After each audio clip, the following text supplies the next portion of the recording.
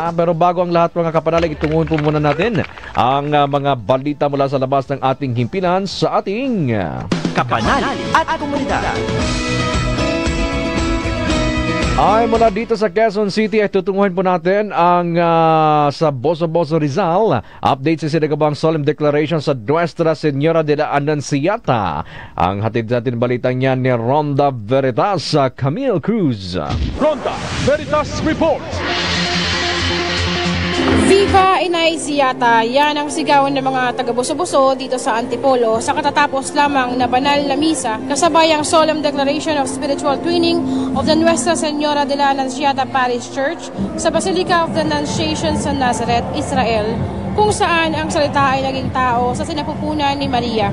Ang banal na misa ay pinangunahan ng kanyang kabuniang lubos na kagalang-galang Charles John Brown, D.D., ang Apostolic Nuncio to the Philippines, kasama sina Most Reverend Roberto Santos, D.D., Obispo ng Antipolo, at Bishop Emeritus Francis de Leon. Binigyan punto ng Apostolic Nuncio ang tatlong sinabi ni Pope Paul VI noong dumalaw siya sa Nazareth. Na nakita niya dito ay ang pagkatutong magkaroon ng silence and prayer, family life, at dignity of work.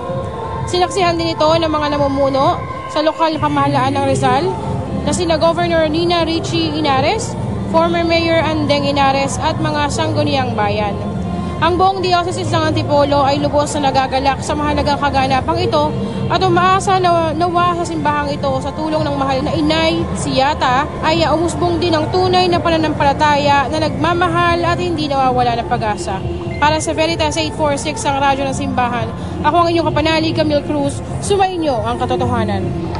Maraming salamat, Ronda Veritas, Camille Cruz, dyan sa Boso-Boso Rizal.